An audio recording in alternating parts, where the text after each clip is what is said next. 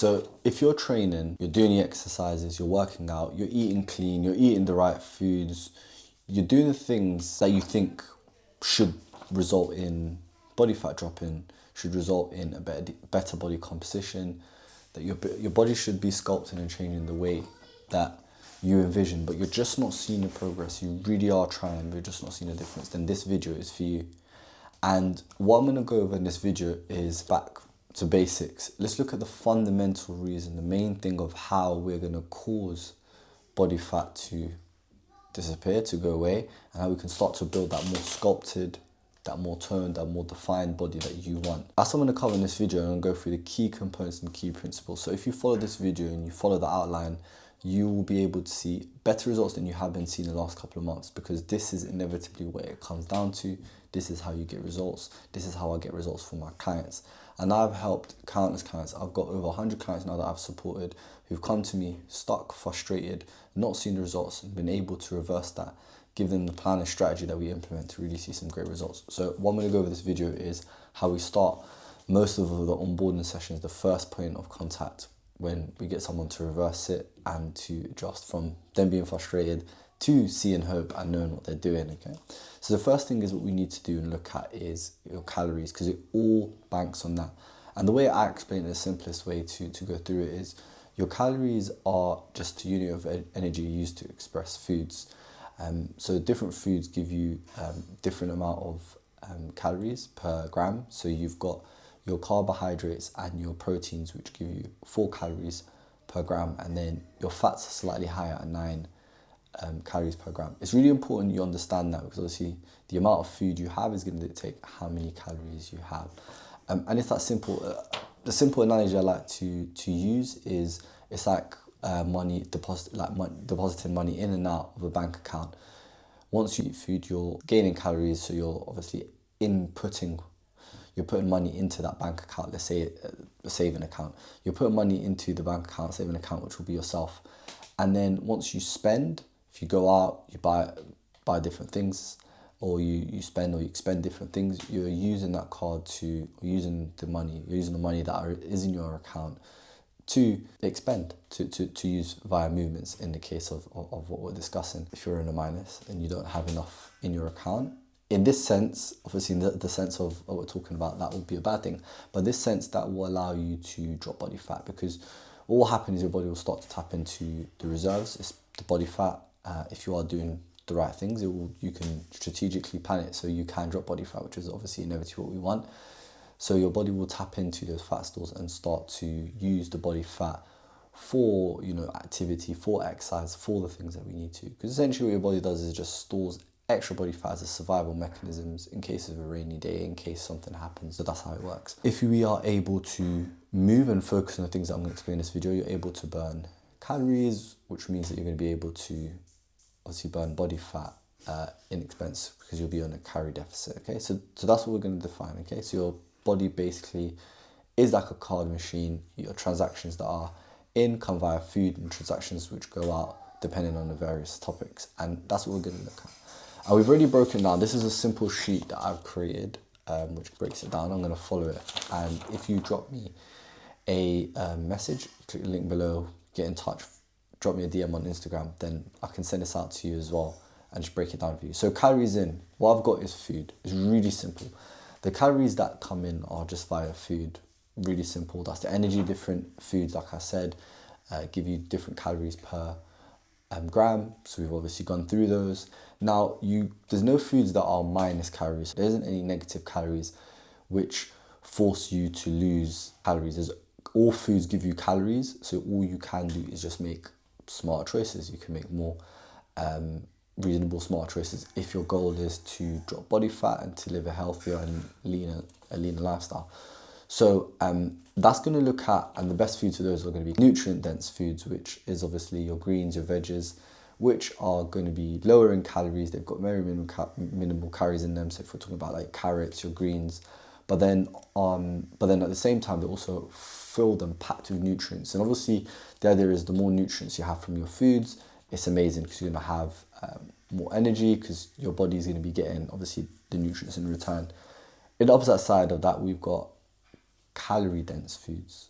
So these are foods that are high in calories. So we're looking at your processed foods as well. So these are really extremely high in calories, and a lot of the time, most of the time, they do not really have nutrient density in them. They're not really rich in nutrients. So there is this term empty calories you may have heard before, but essentially you are getting a lot of calories in from these certain foods, and they don't go in away and filling you up. So your nutrient dense foods, which is like your greens, your vegetables, they will fill you up because they are higher in fiber, you know, they have more nutrients in them, so your body's going to be more satisfied and full.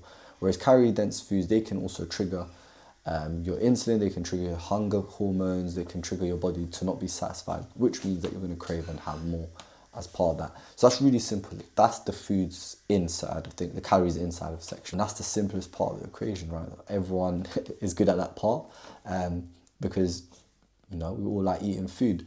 But this is what goes on this. You can be really smart and strategic around this. This is what I'm talking about, having volume of foods, having your greens, your veggies, your more nutrient dense foods. And if you pack more of them, you can have a larger amount. So essentially, if you're someone that likes to eat a lot, you can, or in general, if you're able to have more food, if you're able to pack your meals, you'll be fuller, which means that you can obviously stay in a calorie deficit or maintenance. Now, where it gets more complicated is the other section, which is the calories out. So this gets a bit more complicated. Now, calories out comes down to a few things. You've got your BMR, which is your base metabolic rate. This is just the calories your body burns at rest. So if you don't move, you don't do anything, you just lay down, your body naturally burns calories anyway. That's just like breathing, you know, sleeping, just sort of, you know, just your body at rest basically. I'm not gonna go too much detail because that's not relevant to this video, but your body burns that. That creates around 55 to 60%. Now this is genetics. This is something that is predisposed. Having a leaner physique has been shown, if you've got more muscle, so a higher muscle mass to a lower body fat percentage, it has been shown. It's not major, but it still is a smaller amount that you burn more calories at rest as well. So once you have the muscle and a low body fat percentage, it's easier to maintain. It's been shown to be easier to maintain. It's not majorly, but it has been shown still nevertheless that if you do have more muscle than body fat, your body does burn more calories at rest. And it's probably things that you've heard of before. The other thing is that you have is your NEAT, which makes another big chunk, so around 25 to 30%. And that is just your daily movements. So your non-exercise activity thermogenesis. So this is your daily things such as hoovering, cleaning, fidgeting. So your daily movements throughout the day is made up of this. And this is a really important chunk of it. This is where you get your steps in. This is where you stay active, you hoover, you clean, you just make sure that you get daily movements. This does come down to just being an active person. Research and other studies have shown that people that are more likely to fidget, to move, usually tend to be leaner, usually tend to burn more calories, and obviously that makes sense. The other thing that's part of that as well, what you have is your intentional exercise. So that's like you're actually going to the gym for an hour. Now this makes around 5 to 10%, so this is actually one of the lower parts. It gets, obviously missed. I missed a lot. A lot of people kind of bang on a lot about if you want to drop body fat, training is important. But when we look at everything overall, as you can see, doesn't play the highest amount of part. Doesn't mean you don't go train. What training and is more important is resistance training, and obviously lifting load, building muscle. That's how you're going to build muscles. Obviously lifting load, and obviously having a high protein diet, which we'll obviously discuss. High protein. So the other thing which another big chunk of it that comes out is 15 to 20%, which comes from your food, from digesting the food. So that is your TEF, your thermic effect of feeding.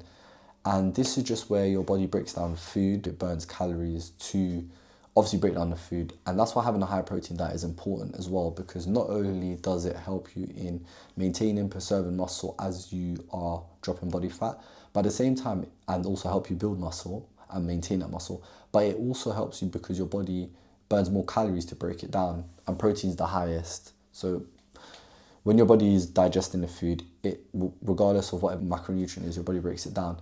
However, protein is the highest, so your body has to work extra hard to break down the protein, which means you burn more calories when you consume protein. So that's the other chunk of the piece of the puzzle that it goes down to. So as you can see from here, these are different components. All of these are the only way that you burn, so as if you calories out, as I mentioned. These are the only ways you can burn calories, where calorie comes out from. And like you've seen, maybe giving you a bit of insight, the most important things being, resistance training, having a high muscle percentage to a lower body fat percentage, so working towards that, and then also just being active, moving, and then also having a higher protein diet. Those are the key takeaways. That's how you're going to burn calories. So when you understand it, it's really important, because there's 3 outcomes that you can have. You can have a surplus, and that's just simply when the calories that you are consuming are larger or greater than the calories that you're expending. So if you think about that card analogy, again, you're getting more coming into the account than you are spending. Obviously, in transactional money-wise, that's a good thing, but obviously on body fat, it's the opposite. What essentially happens is your calories, your food, you're having more food, you're not burning enough, so your body needs to store it as extra body fat, as I mentioned earlier, which means that it's going to result in you adding, obviously body fat, gaining weight as part of that as well.